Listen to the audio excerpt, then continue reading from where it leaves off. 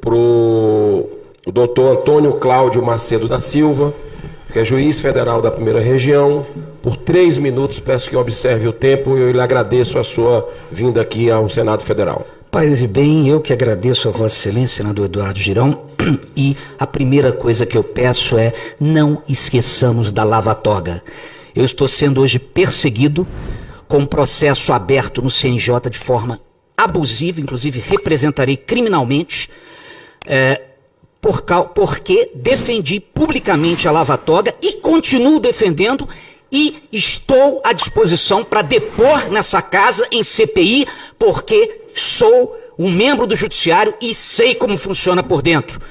Temos aqui um ilustre membro do Judiciário, que é o desembargador Ivan Sartori, que foi eleito por seus pares, o mais novo presidente do TJ de São Paulo, exatamente porque havia juízes como eu também lá que queriam renovação. E essa renovação está precisando no Judiciário Federal também. O problema, e eu peço tolerância ao eminente senador e a esta casa, a esta comissão, sei do adiantado da hora, mas o problema do Judiciário, e principalmente da Suprema Corte do Brasil, e aqui quem fala é alguém que tem mestrado nos Estados Unidos, curso na Deutsche Richter Akademie, que é a escola federal alemã, e que tem 25 anos de magistratura federal, e foi promotor de justiça, procurador de Estado, professor concursado de Universidade Federal. Então aqui está alguém que conhece, que está na trincheira da magistratura e há 25 anos juiz de primeira instância, porque quero, inclusive na CPI da lava-toga, desvendar como é que são as promoções por merecimento, principalmente no Judiciário Federal. Agora, o grande problema do Judiciário, e aí vai do Supremo Tribunal Federal à primeira instância, é um problema, eminente senador Eduardo Girão, psicanalítico. O problema do Judiciário brasileiro é o narcisismo judicial. Os juízes querem fazer política pública e se esquecem, só lembram dos precedentes das cortes internacionais que lhes interessam.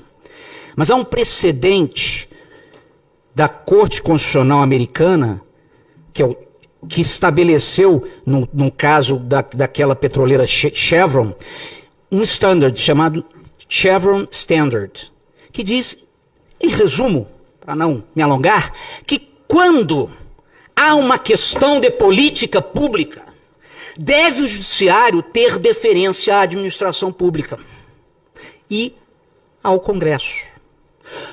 A revogação recentemente de Roe versus Wade nos Estados Unidos, que é o case da década de 70, que disse que o direito ao aborto existia, vejam só, na penumbra do direito à intimidade da mulher.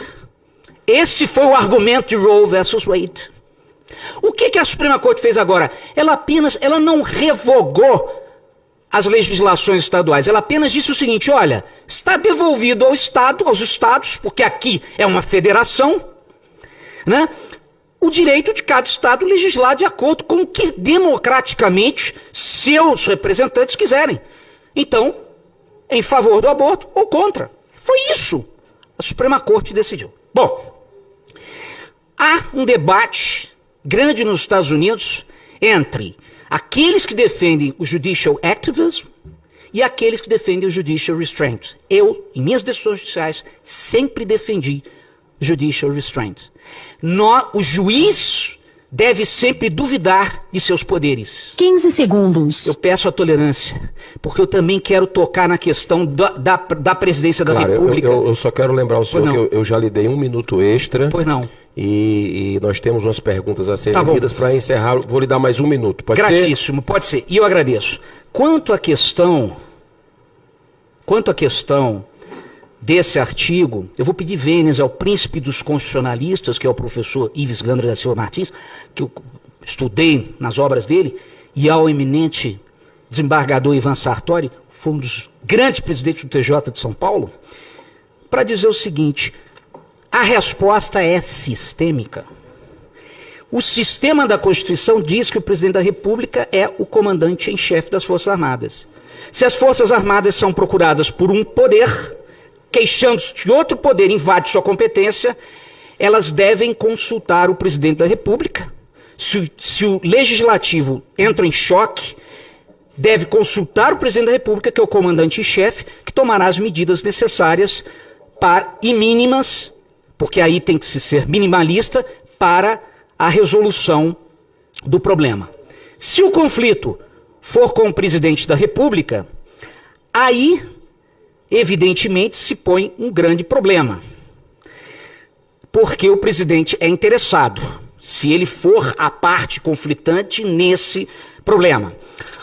Aí o presidente deve propor as medidas ao Congresso. É o meu entendimento, né, de quem estudou Constitutional Law com o professor Daniel Halberstam, uma das maiores autoridades nos Estados Unidos, inclusive também em Direito Constitucional Europeu, e Federal Jurisdiction, com o autor do Tratado de Jurisdição Federal mais importante dos Estados Unidos, que é o professor Edward Cooper. Muito obrigado, senador. Desculpe a incisividade, mas eu trago essa denúncia da minha perseguição porque impetrarei as medidas judiciais cabíveis e as representações criminais cabíveis. E quero trazer o fato ao Senado, porque entendo até que pode ser levado para a CPI da Lava Toga.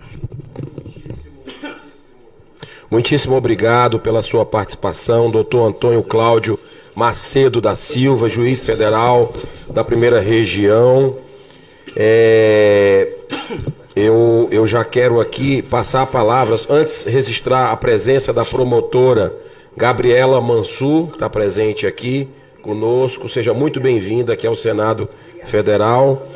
E eu queria passar a palavra agora para a terceira pessoa que a gente se comprometeu, que pediu a palavra e de uma forma democrática a gente está abrindo, que é para o doutor Alex Canuto, que é da Ordem dos Advogados Conservadores do Brasil. O senhor tem 3 minutos, conforme o combinado, para fazer as suas colocações. Eu lhe agradeço.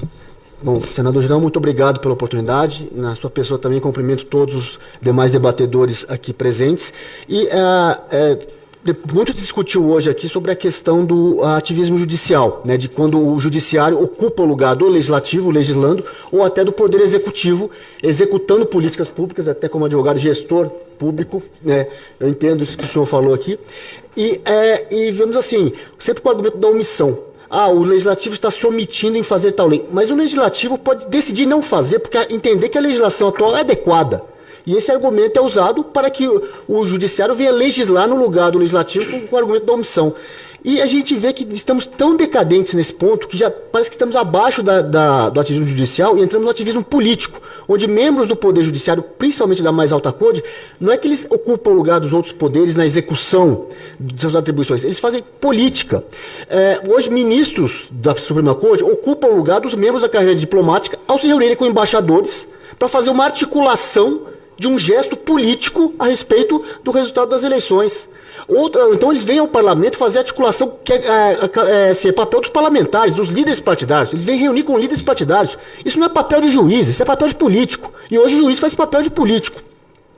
Então a gente vê essa questão, esse extravasamento das atribuições do judiciário, e é complicado porque a Constituição não coloca, como foi muito debatido hoje aqui, que um poder está acima do outro ou vale mais que o outro. Porém, a gente vê o judiciário se extrapolando isso. Olha, as competências do Supremo estão no artigo 102 da Constituição. O que não está escrito ali não é competência do STF. E se a Constituição é omissa, assim, não cabe necessariamente ao STF sobrepor o entendimento dele ao dos outros poderes.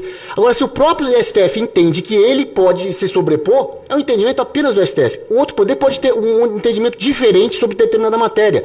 E não está escrito em lugar nenhum que o entendimento do judiciário se sobrepõe ao entendimento do executivo ou ao entendimento do legislativo. Quando isso acontece, tem 2 soluções possíveis. Uma, sentar na mesa, conversar e chegar no entendimento. Segunda, acionar o artigo 142, para que, como o professor Ives bem colocou, como o professor Sartori bem colocou, não é intervenção militar, não é isso que o povo está dizendo na rua, é um ajuste pontual em que as Forças Armadas são a entidade legítima, com legitimidade na população, para fazer esse arbitramento da divergência dos poderes e buscar a harmonia que o país tanto necessita. E, como também foi muito colocado aqui, a questão da urna eletrônica, da confiabilidade da apuração, está sendo questionado em vários setores da sociedade. a questão da urna eletrônica, como o senador Amin colocou, às vezes não é simplesmente um questionamento para tentar, vamos dizer assim, sabotar, invalidar o resultado, mas evoluir o sistema de apuração. E hoje há esses questionamentos. E do jeito que a coisa está caminhando, é possível que... Uai, seu app de vídeos curtos.